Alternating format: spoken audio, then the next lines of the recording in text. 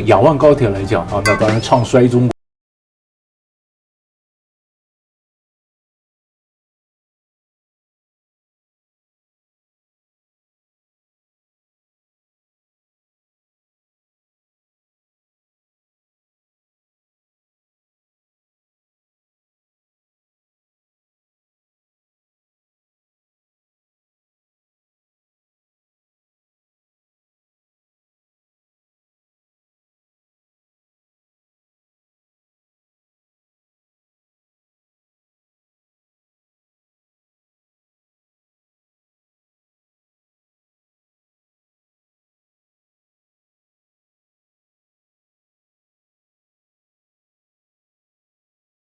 所以雅万高铁的成功推动了它区域外交这个布局的改变。Ladies and gentlemen, welcome the host. 欢迎收看今天的互来座谈节目，我是主持人历史哥李一修。我们今天继续来我们的专家讲堂。印尼的雅万高铁呢，正式来营运通车了啊！雅万高铁在印尼所新建的，从这个雅加达好到万隆啊，这条高铁呢可以说是千呼万唤始出来啊，这也是整个印尼呢第一条的高铁。那也有人说啊，这是整个东南亚的第一条高铁啊。虽然呢在中老铁路上面也有做提速啊，但是以规格来说呢，它还不算是真正意义上的高铁哦。可是雅万高铁的通车呢，是不是又代表了这个地缘政治的一个新一轮的改变呢？特别是整个东南亚格局的一个变化啊。越南对中国的态度也有一个调整跟改变，因为呢过往这种高科技的投入啊，我们知道高铁是高科技的投入啊，向来是日本啊，那日本当然背后又是美国的主导这个区域的力量。那我们也可以看到呢，包括印度最近跟加拿大在吵架，那背后是不是印度也不愿意充当美国想要给他的角色哈，也就是一根毛巾钉在印太，遏制中国扩张的角色。那还有看到一些国家的改选，虽然是小国，例如说在印度洋上的马尔地夫，远在欧洲的斯洛伐克，纷纷选出了所谓的亲俄或亲中的这样的一个政府或政党啊，是跟中美博弈当然有关系。那这样到底是什么样的一个状况呢？好，那讲到这个国际事务呢，我们来请教谁呢？我们来请教一下我们的刘碧荣老师。老师好。你好啊。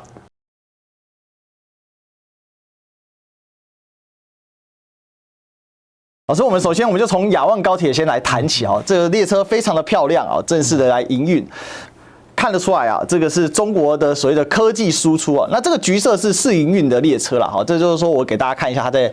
就在印尼的这个市区上这样跑，竖地而起啊，看起来非常有样子。印尼呢，其实是整个东南亚最大的国家，好，我把它给大家圈起来，这是台湾，好，那是大陆啊，然后大家的相对位置是这个样子哦。那当然，现在的印尼的总统叫做佐科威，好，那你可以把它叫佐科啊，就 Joko 啊。印尼的总统是5年一任，好，但是可以连一次任，所以可以做10年，所以你会发现印尼的领导人哦，感觉起来比其他地方还长啊。老师，是不是先介绍一下印尼到底对于整个东南亚，甚至整个东亚，它有一个什么样的一个重要性？但我们晓得，印尼是东协里面最大的国家嘛，那人口最多，它是人口最多的穆斯林国家，纽尔吧，都是那领袖。那我们要讲这次的这个雅万高铁的有意义在什么地方啊？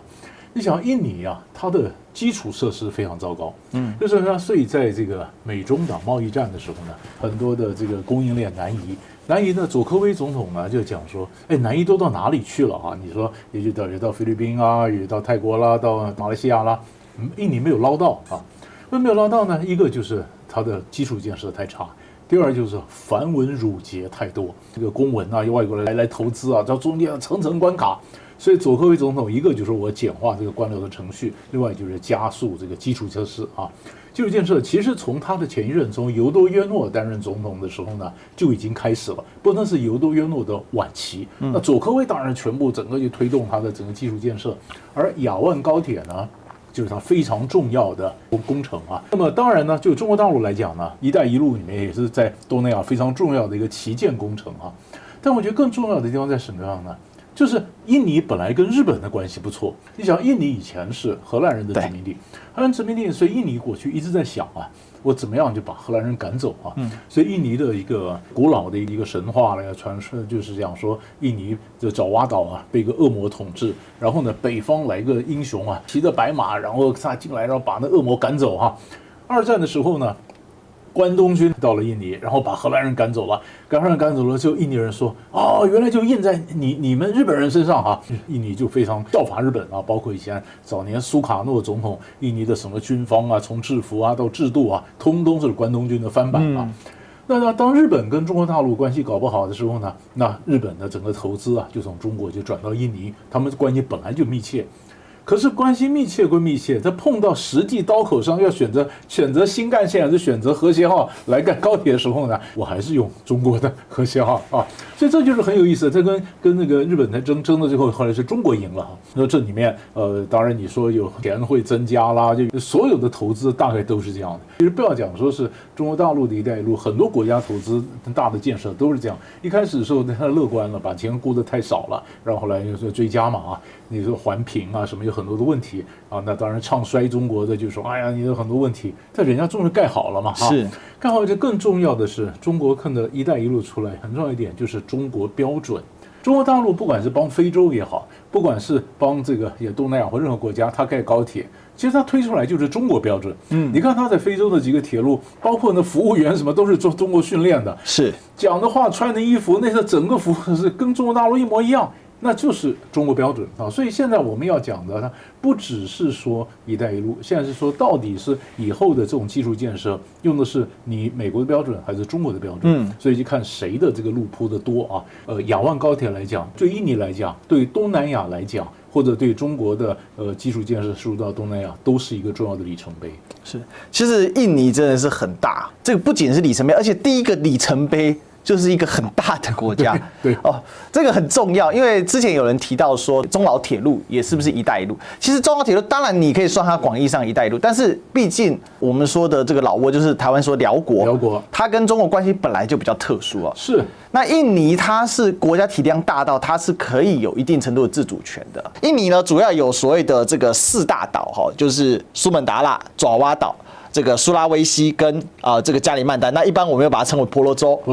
那在印尼他们称为加里曼丹。那加里曼丹为什么很多人来台湾了？因为加里曼丹的客家人很多，虽然他们可能是印尼人，但是他们为什么来到台湾呢？那个印尼人其实是华裔的客家族群的印尼人，然后所以有这样的一个脉络哈。那另外我们很有名的这个巴厘岛啊，它其实也算是印尼的一个大岛，所以它面积比较小，但它是印尼整个里面唯一的佛教的岛屿哈，这是很特殊的。然后再来呢，这个叫做努沙登加拉，这是一系列群岛，包括这个从地汶岛一直过来。那当然这个东帝汶因为以前是葡萄牙人殖民的，当时他们要独立就被印尼并吞嘛。好，然后又打了很长时间的战争哦，就最后呢，好才在联合国介入之下正式的独立哦，所以这个东帝汶并没有跟印尼在一起。那另外一边呢，这个马鲁古它其实就是这个马鲁古海、班达海中间的一整个群岛，这边的开发度都比较低啦。那最东边的这个是巴布亚哈，大陆地理来看的话，它其实已经属于所谓大洋洲的范围。那另外稍微补充一下，印尼有多大？好，大家知道吗？印尼这个群岛，那我们一般以为俄罗斯很长嘛，事实上印尼如果摆上的话，它可以从这里到这里哦。印尼是世界上最大的岛国，世界上人口最多的伊斯兰教国家，然后呢，东南亚第1大人口国，那就算全球人口啊，这个来排行的话呢，它也是名列前茅啊。对，因为它超过2亿嘛，这整个世界超过2亿人口的，好像就是它就排在美国的后面而已啊。好像是对啊，就是世界人口第4大国，所以这个国家确实是非常大，这种物产也很丰富，但它唯一的问题就是散装国家。好，这个东边的这个巴布亚也是一大堆独立军，这边的雅琪对独立，对，因为那边是另外一群原住民，那个是跟澳洲原住民是系出同源的，对，完全不同人种，完全不同。然后地形也极其复杂哈，所以这整个那包括马鲁古镇上面呢也有这个是属于一部分也是属于美拉尼西亚人，就反正这里的人种非常非常的复杂了。可以看到这个印尼人啊，原来是马来人嘛，那马来人在里面很多是阿拉伯裔。对，伊斯兰教从也门什么被600年前引进到印尼的时候，他是从西边这样的一路过来，所以宗教的就是苏门答腊的北部，最北部这个地方呢，那就雅琪省，雅琪省真的就闹独立啊什么的啊，就是他们真是最 religious， 然后越往东边走越淡。越淡，所以巴厘岛根本是印度教嘛。那你说这个东帝汶呢也有意思，东帝汶现在独立，它将来过2年就可能成为东协的第11个国家哈。其实天主教葡萄牙的殖民地，对吧？那其他都是荷兰啊，但是是回教，它是天主教。但是葡萄牙当年呢，在亚洲还有一个点就是澳门，是。所以当这个东帝汶独立的时候呢，葡萄牙在亚洲的脐带也就正式被切断了啊。所以当时呢，东帝汶上面的华人是哪来呢？很多是澳门的囚犯呢，因为当时葡萄牙人传到来，澳门很小嘛，澳门的犯罪了怎么办呢？那个监狱就改在东帝汶，也放太远了吧？所以东帝汶的那些很多华人呢，事实上他讲广东话，他跟澳门人是一样，讲一样的话，但是很多是早年囚犯的一个后裔。所以你可以看到这边呢，那马来西亚跟苏门答腊那边的海也很近，所以以前都是一个国家嘛，是一个国家马来半岛跟苏门答腊嘛，所以那边的马来人跑来跑去嘛。这个马六甲嘛，马六甲公国，对不对？吉隆坡马来西亚的这个人口很少，是马来西亚引进外劳，那很多外劳其实就是这个印尼人嘛。印尼人的外籍劳工在里面，所以东南亚的整个地方其实蛮热闹的，是但是因为它岛很多，很复杂，所以它的基础建设呢，所以佐科威总统上来以后呢，就很多他就盖很多小港口，在水上交通小飞机啊、小港口啊，你要把这岛连起来啊。但是问题现在更重要的就是爪哇岛啊，人太多，这爪哇岛下沉呢，所以他们才要迁都嘛。因为2亿多人口，1亿人住爪哇岛。对，太多，世界人口最密集的岛屿。我常跟很多人讲说，你如果打开印尼地图来看，哪个城市有个名字哈，你看爪哇岛上面的写的密密麻麻，太多城市，太多人上面，所以有点路程了，所以他要搬到婆罗洲去嘛。那你知道，就是佐科威要迁都嘛，说这样子，他就不断的要吸引外资。那你说他这个亚万高铁，那就从这个雅加达到万隆，万隆可能后面还要延到泗水嘛，苏拉巴亚就到泗水嘛。那么所以它的整个的技术建设还没有完呢。对，是这个就是 Java High Speed Rail， 就是爪哇岛的这高铁啊，这是泗水我们刚刚讲的啊。那万隆是这里啊，然后呢这雅加达哈。那现在的这个状况就是他们接下来未来要一路延伸到这个泗水。这段其实是不好盖，为什么？因为这段人口非常密集，最大的原因是因为征收问题，因为这一整串都是城市带。这个都是印尼非常大的城市啊，这个雅加达这个万隆到泗水，这都是很大的城市，所以它很难做。所以人家说，反而说，后面不见得比较难做。但是还有一个问题是，因为印尼是一个多地震、多火山的国家，所以这个也造成了它在新建的时候有一些这个困难存在。不过整体来讲，可以看得出来，就是这个计划其实是很雄心勃勃的，是，而且全世界上人口最密集的岛屿是哪一个？其实就是爪哇岛。人口总数最高的单个岛屿就爪哇岛，1亿人以上，太恐怖，比日本本州岛还夸张。我们就说日本人口已经够多了但日本全国也才1.2亿人口。刚刚我们谈到历史啦、地理啦，其实还有一个人要谈，就是印尼总统佐科威。那么佐科威总统是一个非常有雄才大略的非常大略。也就这以前他刚出来的时候，人家不怎么看好他。对就当时把他叫做印尼的奥巴马嘛。印尼奥巴马，他长得也像奥巴马，长得还真有点像当时也不太看好他，当时他是怎么样的招商，把印尼的基础建设整个搞起来但是今年他有一点失望了他去年办G20的时候呢，他甚至先去见了习近平，他还见了泽伦斯基，见了普丁那么希望他们都来参加这个G20这个会议，要拿G20作为舞台。就是说最近这都是我们所谓的南方国家那么你说从去年的他的G20，然后今年他是东协的轮值主席国嘛，包括东协的这东亚的峰会什么的。后来当然拜登今年没有选择到东协，拜登是后来到了越南嘛，把东协的这个峰会把它 skip 掉了，然后到越南，当然佐科威当总统就有点挫折但是不管怎么样，就是印尼的总统本身非常的有雄才大略，这个也是印尼之所以我们就看到好像在东南亚越来越发光的一个主要的一个原因。是，其实印尼还有一个点值得提，就刚才其实老师有稍微提到，他准备迁都到加里曼丹，在这个位置这里因为他认为这个是一整个印尼群岛的中间那再加上加里曼丹岛它的开发比较滞后，所以他也连带想要开发就加里曼丹。另外呢，他也希望让整个印尼可以更加的平衡，不要只是侧重，因为说真的。爪哇岛没办法再住人，那个生活环境太恶劣。它的路程其实有一个很大原因，是因为什么？超抽地下水。对，就人口太多的后果，不是说把这个岛给踩沉了，而是它超抽地下水太严重。其实还有一点可以讲，就旁边这个苏拉威西是苏拉威西它都在产镍矿，镍矿。那像你晓得现在你说绿色金属那么新能源就有很多的镍矿，镍矿很多都在苏拉威西。中国大陆很多的公司老早就已经在苏拉威西布局了，好多公司中国大陆的公公司都在苏拉威西啊。那你说加里曼丹将来如果说印尼的新都在那发展，一定会吸引很多的资金什么。然后你看上面马来西亚呢就是东马嘛，沙巴沙劳越嘛，是沙巴沙劳越就担心说，那这样的人口资金都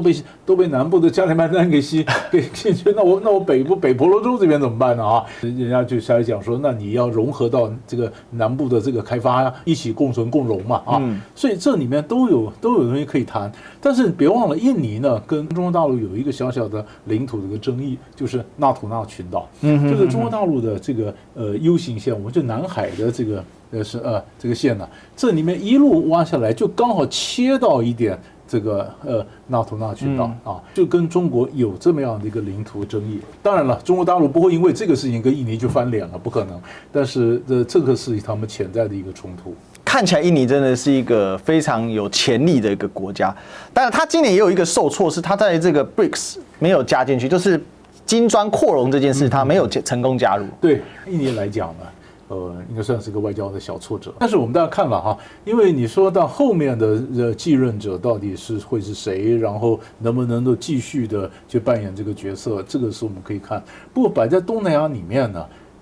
印尼这个大国，它既然已经说我用了这个中国的标准，然后用了这个高铁，当然它也会去平衡跟日本的关系，是，但是总是中国跟日本在东南亚的竞争，我觉得还没打完就是了。是因为主要是日本这个积累的多啦。那中国是现在真是很强啊，这是两个，但是有点此消彼长的味道，确实是蛮明显的哦。当然，这边就来请教一下老师，那亚万高铁，你觉得以你的感觉，这个继续推展下去，全部完成，会不会拖很久？还是其实依照目前已经有一个成功范例，后面会再快一点？其实这里面有很多变数。是，你说技术上，中国大陆那个做基建是魔人呐、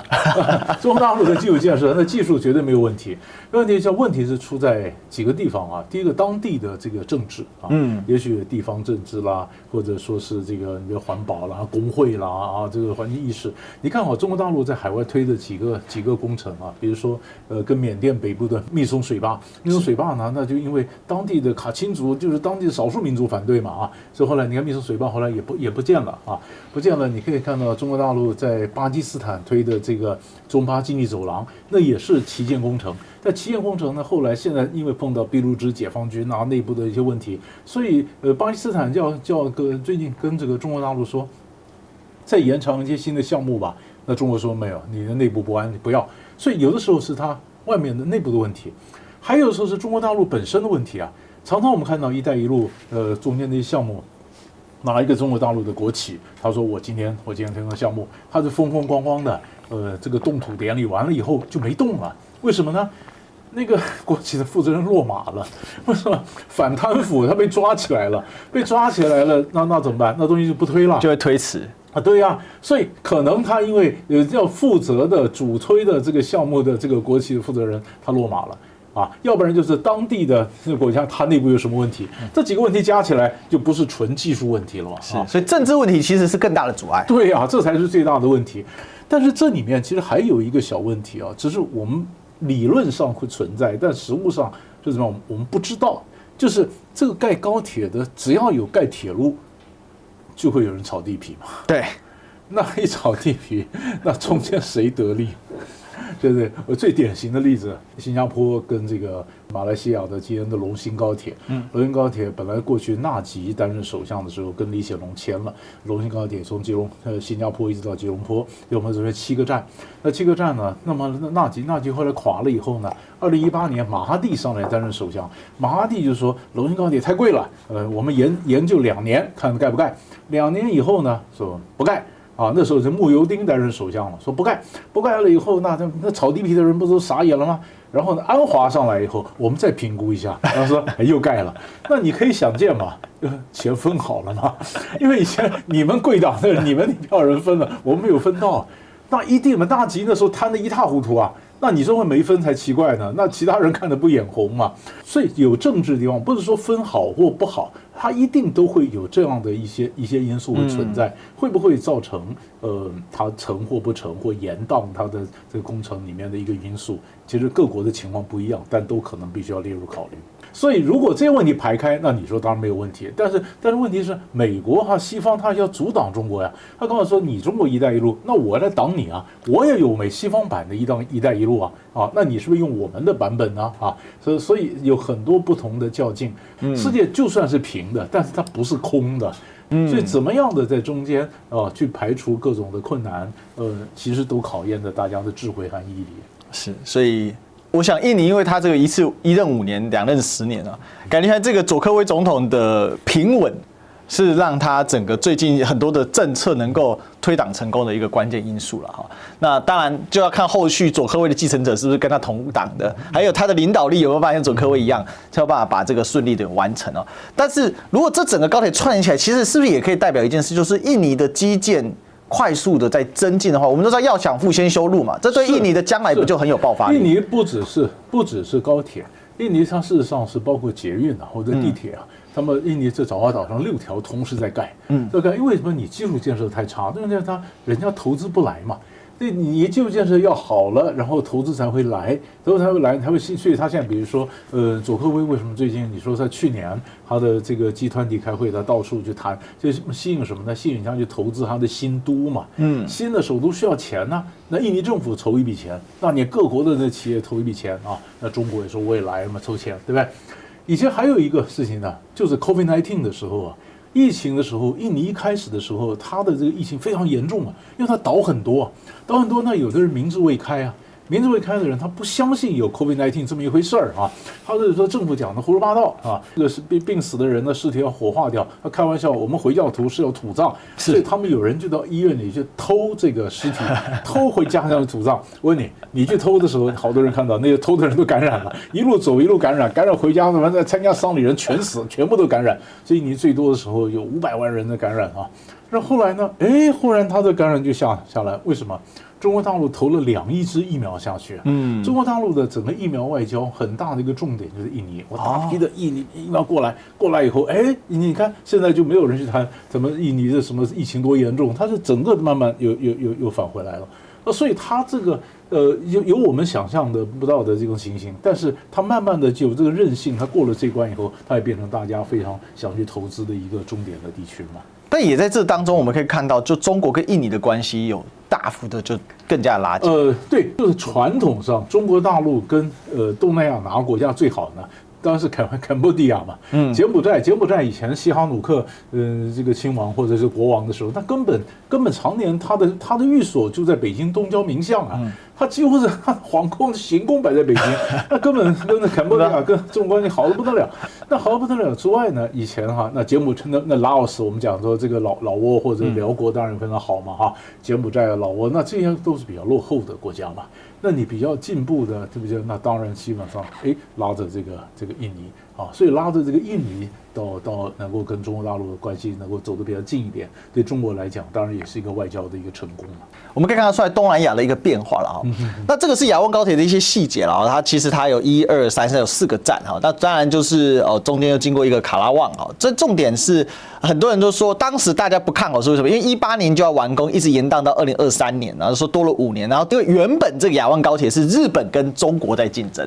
然后呢，最终完工的预算比当年日本提出来预算还高了一点点，所以国际就有当然是西方啦，主要就是当然台湾媒体也有啦，就是说你看你这个项目，你找日本不就搞定了？你看花了那么多钱，那老师我想问就说从高铁的细节来看，这中日竞争在这一把上面，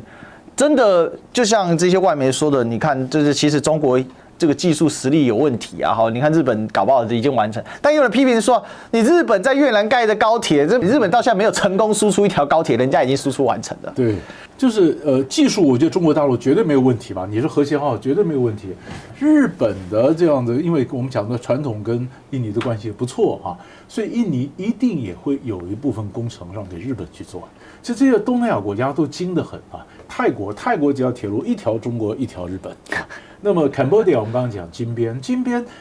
你说以前洪森担任这个首相的时候，他的金边是2条大桥，一条日本盖的，一条是中国盖的。那洪森跟中国大陆关系不错，可是你想洪森有个眼睛假的，假的，他到日本去说我这个义演是你日本人帮我做的。他用这个眼睛跟日本人说我们的关系是不错的，所以大家都是中日之间怎么去平衡哈？泰国是这样子，日本什么这样子，都是这样。不过我觉得比较有趣的是，我就回找了这个2011年当时《华尔街日报》啊，他就说啊，中国高铁真的是中国制造嘛？好，那当然这个是当时大纪元的一个记者，他是转述了啊，转述这个《华尔街日报》。当然他说中国呢，在不到7年时间里呢，建成比日本、德国花几十年所建的高铁还要大的高铁网络，也将高铁视为出自本土的民主骄傲。但《华尔街日报》当时的说法就说啊，你看中国呢，这个工程师无法掌握相关的零组件啊，相撞的这个事故啊，因为那时候还发生了温州高铁追撞事故嘛，哈，就不管你信不信，我是信的，好，那个很经典的名言，当时被认为是世界高铁列车啊这个很重要的重大事故啊。可是当年11年，今年是23年，12年，仅仅12年过去而已，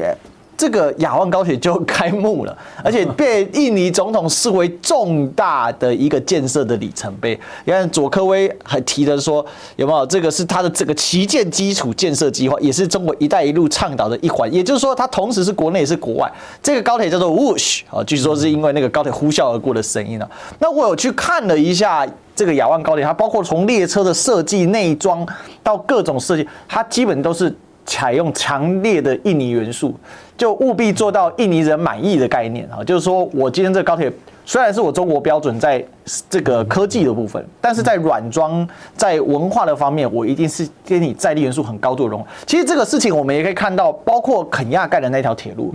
那个也很明确嘛，哈，还有这个伊索比亚，哈，就是埃塞俄比亚的这铁路，其实都有类似的状况。像目前中国输出的方法，我觉得已经完全打破了当年西方人那样的一个角度跟一个眼光。讲说中国大陆它的外交基本上比较细致一点，它会告诉你注意到说当地的元素，而且你看佐科威啊，你看到画面上他是高兴这视作这个高铁，然后你表示这个它本身的一个政绩嘛啊，所以历史里程碑对中国来讲，这当然这是个成就，对佐科威来讲它也是一个成就啊。其实也就是互相帮忙嘛。或者说呢，这个其实后面的戏我觉得还没有完呢。好，那除了这个印尼高铁之外，我们看到越南最近也回头找中国帮忙盖高铁，因为越南就找日本嘛，但因为日本真的是延宕太久了啊。那当然越南说，我既要美国的航母，也要连接中国的高铁了哈。那越南是希望呢，在范围内跟中国和美国保持友好，避免呢这个其中一方的友谊扰乱另外一个啊。越南就是要平衡啊，这个跟美国互动过于友好，可能会被视为反华，但是呢也会的就拉近啊跟越南关系。比如说这个范明正啊，这个当时呢这越南总理啊，越南领导人啊，那就跟习近平见面的时候呢，他们就提到说，我们应该来加速我们高速铁路的合作的可能性啊，所以要反对双方的脱钩断裂，反对把经济与科技问题泛政治化。那习近平也说啊，我们会进口更多越南的产品。所以可以看得出来，这个东南亚国家有一个普遍的特色啊，就是很懂得搞区域平衡。其实新加坡只是里面玩的最溜的啊。那事实上，不管大小国家都有这个特色，但是不能避免的是，其实这个平衡相对来说就是已经是一个美国的势力在这边削弱，因为过去根本中国就插不进来。那现在随着 RCEP 的深化，随着在印尼盖高铁，在跟越南的态度一大堆的这些建设，看起来除了菲律宾状况比较亲美之外，感觉起来整体上来说，似乎东南亚跟中国的关系是越来越近。越南是可以说一下，越南跟中国打过仗的，是越南1979年跟中国大陆打过仗的呢。其实我觉得，中国也应该去想一想，因为传统上越南其实跟中国关系是不错的。对啊，你说以前胡志明啊什么跟周恩来的关系都不错，那怎么越南后来跟中国越走越远啊？是因为地理的关系呢，还是历史的关系呢？种种关系。但是越南虽然说过去跟中国不错，后来跟中国越来越远，但是越南也精得很。它永远是两只手啊，在外交上中国跟美国之间平衡。你看去年2022年习近平3连任之后，第一个到北京跟习近平祝贺的，那就是越南越共总书记阮富仲。阮富仲第一个就大家觉得习近平不民主啊，那阮富仲马上跑去祝贺，祝贺以后就买了一个保单嘛，就是你看我是第一个给你祝贺的哈，表示我的心思在你这边啊，那以后我跟美国怎么好，那你就多担待一点，对不对？拜登今年9月到这个越南去，可是越南6月份就刚刚我们看到的范明正，他6月份就跑去北京啊。他去北京难道没有讲说9月份拜登要来吗？当然有嘛，就说拜登要来，那中国一定表示说你跟美国怎么样，我们也理解。就是他跟美国的同时，先跟中国去通报，然后中国取得理解以后，跟美国再讲，对不对？所以你可以看到，你说一方面的航母他要，但另一方面他又要中国的高铁，然后其实越南跟日本的关系也不错，对，日本关系也不错。那最近呢，50年不是日本的王储，那么也到了越南去访问，日本到了访问，那你说关系不错，那关系不错归不错。那不好意思啊，郭总不是说那高铁我还是要用中国的，所以我想这东南亚这个国家精得跟鬼一样，他知道什么时候我选择什么东西对他来讲最有利的，所以这也是我们从台湾来看呢，我们就需要有这样的一个精明，你知道吧？那怎么样的能够摆动，而怎么样的精明？你说我们在讲个小例子，日本跟越南难道用关系之深呢？日本对外输出的，好像除了我们讲的科技什么以外，还什么就是漫画。日本的漫画，日本为了跟越南关系，他设计了一套漫画，穿着和服的日本男生帅哥跟个戴着斗笠的越南的女生，你要出兵粮草先动，他们是漫画先走啊，漫画先走，先把你软实力漫画收了越南人的心以后，然后我在日本这个大军过来。日本现在很多东西是用漫画，比如说像日本在伊拉克战争之后，日本的维和部队来，又怕人家说，哎呀，日军怎么又来了？所以弄了一些漫画，这样子大批下来，可是有没有效果？当然有效果。可是越南还是我刚才讲还是很精嘛，那还是在中间维持一个平衡，这就是东南亚国家的一个特色。是好，那整体来说啦，就是说这背后为什么都是去驱动说东南亚更加的实行所谓的平衡策略？我觉得背后还是中国的整体的这个工业跟整体的经济实力的快速的增长。因为我们就随便举个例子，今年我们已经讨论过一次了，这我们再来讨论一下。上半年的各国汽车出口，中国已经名列世界第1名了。这台湾讨论的很少，但是我觉得我们要急着去重视，因为19世纪末，美国跟德国的工业产值双双超过了英国，就揭示着英国的衰落。那没有错嘛？到了1次世界大战之后，很明显日不落帝国的这个气就越来越短了嘛。要不是因为德国是战败国，而美国实施孤立主义的话，很可能世界霸主早在1战之后就替换了。那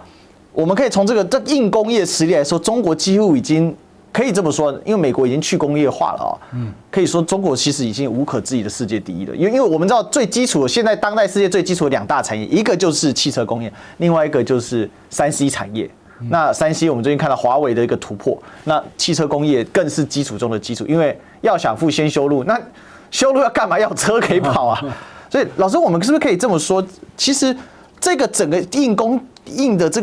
个所谓的工业实力的进化其实也在巧妙的推动中国的整个实质影响力的上升，而且它的这个上升可能还有更多的余裕，用比较软性的手段去处理。比如说我们最近看到中日韩对话，然后合作新的平台这日本新的外相嘛叫做上川洋子他上来呢，他就直接提说，我们日中韩3国对于地区和平繁荣要承担共同责任。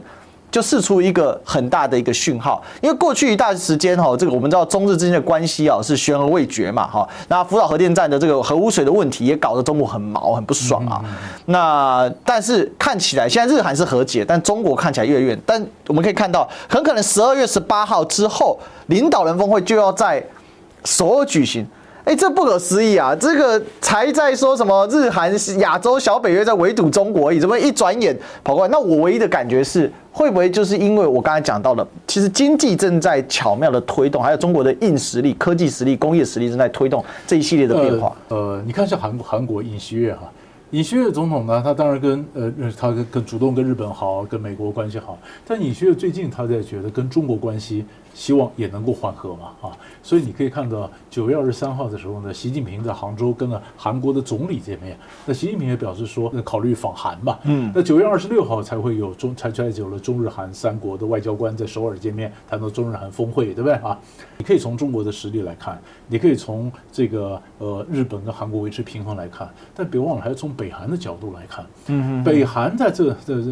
跟俄罗斯走比较近。北韩跟俄罗斯走比较近之后呢，你说中国大陆说我跟北韩跟俄罗斯都有沟通，其实中国大陆难道不担心吗？是，当然担心嘛，因为你如果俄罗斯给北韩很多的武器，又是什么侦察卫星，又是飞弹，又是这样核武科技啦等等，那如果这样会引爆东北亚的整个军备竞赛，东北竞赛一起来，那结果周围的这个国家都起来军备竞赛，对中国来讲不想愿见，那敲打北韩怎么办呢？所以中国就说，那我就跟南韩去访问。我会表示我去南韩访问，当我表示说我可能跟南韩改善关系，北韩不紧张吗？所以北韩当然紧张，所以北韩就需要说，那我也跟美国稍微缓和一下，所以才有那么9月27号，他们北韩崩一下，把那金恩把那个跑到北韩的美国大兵就把你放了嘛，对不对？把你放了，美国跟他交涉了71天，他都不放，那现在就把你放了。就是每一个人的每一个动作都牵动了东北亚这个平衡。那东北亚的平衡，它有外部的整个战略的布局，当然也有内部的，就是你刚刚讲的，那么中国本身的实力嘛，所以内部的实力、外部的布局，这呈现出来。现在我们看到东北亚的一个图像。当然我们讲说这个中国实力的增长，另外很多人重视印度，那印度最近呢感觉也大为了，这个是什么呢？因为锡克教是印度的一个分离主义啦，它有点像是当年这个印巴分治是因为伊斯兰教跟回教嘛，那锡克教说我也一个宗教啊，我也要一国结果他的领袖在他的锡克教教堂被刺杀了，这件事情搞得加拿大总理杜鲁道就直接指控就是你印度人干的，那就把人家外交官踢出去了。印度说那我也踢你外交官了，吵得不可开交。当然最近好像似乎比较和缓了，当然一部分也是因为杜鲁道最近踢到大铁板了，他每一次去标榜这个乌克兰带来的纳粹英雄搞得他们自家的这个下院议长都辞职下台了，是很乱的。不过这背后所呈现出来的我们就不去探讨这个内容的本身。我想要讨论一个形式，印度其实对于西方来讲，它事实上不是那么的尊崇所以这个锡克教的问题是这样子，因为在加拿大有非常多的印度移民嘛，在锡克教的分离主义者，就是印度特务跑到加拿大，把一个锡克教的分离主义者把他干掉了嘛，干掉，然后加拿大就说我们得到证据嘛，那是你干掉的嘛，好了，有就问题，证据哪来的？五眼联盟给的嘛，五眼联盟美加英澳纽5个讲英语国家的情报分享的机制嘛。那五眼联盟给的，那就是美国给的嘛，对不对？你会发现，美国现在一方面就是拉着印度，那印度呢又觉得印度那家伙，你老是测试我美国的容忍的极限你跟俄罗斯也眉来眼去，对不对？然后你在很多地方你不见得完全跟我美国合拍嘛，我要拉你，但我要敲打你一下，我就把这些资料给加拿大嘛。告诉加拿大说这个问题，所以英国经济学人就讲说，印度你不要去误估美国跟加拿大的关系。美国加拿大的关系，你印度是新朋友，美国加拿大关系是关系非常巩固的，你不要去测试你的极限。所以印度现在莫迪自己是非常非常得意，神气的不得了不管他的外交上呼风唤雨怎么整个起来大家都争宠着他，追捧着他但是呢，人家也就像慢慢有声音出来说，你也要知道该收敛一下，你要知道不要玩得太过火了，因为西方很需要你，但是你不要老是一天到晚去勒索西方嘛，这也是很糟糕的事情。那其实这从背后也可以看出，就是印度的实力的崛起了，还有西方对印度的太需求了。是，所以最后我认为就杜鲁道自己吞吧。反正他的政治前途也差不多了，尤其发生了这个误把纳粹当英雄的事件之后，我看杜鲁道应该是江河日下了。所以其实这蛮有趣的，就大家知道嘛，就是在大国博弈当中，加拿大你国土世界第2大，但你的国家不是世界第2大。对，你就是被牺牲的那一个嘛，就是很明显的看到，实际上这也背后也代表说整个亚洲地区局势的迅速变化。比如说呢，再举一个例子马尔地夫呢新当选的这个总统叫穆伊祖他本身呢而且他是施压现任的总统索里那就要释放前总统，那他们是同一派的嘛。那重点是什么呢？重点他是一个亲中派。那他呢直接就讲说呢，反对印度在马尔地夫拥有过大的政治经济影响力，我们就是要跟中国大陆来合作平衡对印度的关系。顺着我们刚刚讲的印度崛起，对不对？我们以前谈到中国崛起的时候，中国周边的国家会不会紧张？好，那如果中国崛起，中国周边国家紧张，印度崛起，印度周边国家不紧张吗？他当然也紧张嘛，对不对？但有的人就我靠着印度，有的人是想，那我紧张怎么办呢？我引进中国的势力来平衡嘛。这很典型的例子，马尔地夫就是个像最新的例子，以前斯里兰卡也是嘛。你说连这个尼泊尔什么都去跟中国去引进中尼铁路什么都是这样子，就是理论上都是印度周边的，都是印度的势力范围。可是当印度整个起来以后呢，那这些国家就会觉得你太大，你影响到我的独立，那所以我要和别的国家引进别的势力。那中国的势力或亲中的势力起来以后，假如中国的势力进来，印度又觉得你中国在这边给我欺门踏户，对不对？那欺门踏户，那于是印度跟中国有这潜在的这个角力又来，那于是呢，美国也很乐见了。如果这样潜在角力，那印度是不是就靠着美国印太联盟，然后去遏制中国呢？所以它每一个崛起，然后旁边引进中国，然后美国又进来帮忙印度去遏制中国，环环相扣。所以你光看这一个事件，它后面带出来一长串的这个发展，都很值得关注。其实中美势力的拉扯，而且慢慢从中美之争变成在中印关系。我不认为中印会有个争但是比较偏向一种关系上的一种调整那远在欧洲也发生这个事情斯洛伐克大选亲俄的政党获胜，这一位呢是斯洛伐克的这次胜选的Fico那他是一个非常亲俄派那大家真的不要去轻忽一件事情，就是在斯拉夫人里面呢，总是有大斯拉夫主义者，泛斯拉夫主义者就很跟俄罗斯就非常的好那这一次呢这个斯拉夫的这个所谓的民粹派的方向党那成为第一大党，中间派的进步斯洛伐克党呢这个成为第二党。那预期呢就是由 Fico 来主导那他可能跟这个费班是我们之前讨论过这个匈牙利总理应该也叫奥班来这个调整国策，停止军援乌克兰，改善俄罗斯关系然后呢对于这个北约跟欧盟采取更疏远的立场那有人是把它视为说，这会不会是一个这么讲好了，就是一个西方联盟的一个松动这个其实我觉得背后还是反映的一个问题就是整个世界的格局真的在一个一个小事件当中，我们就看到它的一个变化。所以你说斯洛伐克那个当选，你说他可能他比较亲俄嘛那这当然是有叫意识形态传统原因。可你想，他真正讲的原因就是说，我们斯洛伐克问题很多嘛，我们有包括的物价啦，包括的通货膨胀，我们这些问题都解决不了，一天到晚拿钱就帮乌克兰，全世界不是只有乌克兰的问题所以这就是我们印证了以前我们谈到所谓的乌克兰批发。乌克兰批发，你看在美国国会里面也有这种出来。对。那么事实上，美国国会的乌克兰批发，然后美国的，然后你说像欧洲这些国家，就是说我们是不是要继续援助乌克兰？所以乌克兰战争如果再打不出的结果，我看大家的支持乌克兰那个气就逐渐的衰退。你看，像美国国会不是通过紧急的拨款法案，紧急法案政府避免关门，但避免政府关门的同时呢，他并没有通过拜登总统要的给乌克兰的新的援助的款项嘛。那么款项没通过以后，美国这边就讲说，虽然没通过，但是我们支持乌克兰的心是不变的那欧洲也说，对啊，我们还是支持乌克兰。当你不断的讲支持乌克兰，就表示有人怀疑你根本没有在支持乌克兰。那结果这里面你发生斯洛伐克的这个事情出来，为什么国际关系有意思？一个国家的选举，新的政党出来，它的政策可能改变。马尔地夫可能就从印度第一，后来变成可能亲中斯洛伐克到全力援乌克兰，到现在怀疑到我们还要不要继续援助乌克兰？每一个民主国家的选举都可能带来一些外交政策的一个变化所以这都值得我们去关注的。我们就用这个中美关系，我觉得作为一个我们今天的结语啦就是事实上它背后所呈现的就是今年从这个俄乌战争爆发以来一个很强的一个冲突性。那这是两条路线嘛，美国采取的是一个很强硬的对俄的路线，中国采取的是一个和俄采取一个要求要和平合作的路线。其实这背后就是两种逻辑啦，一套就是说我要建立我的体系，我要把全球化抽回来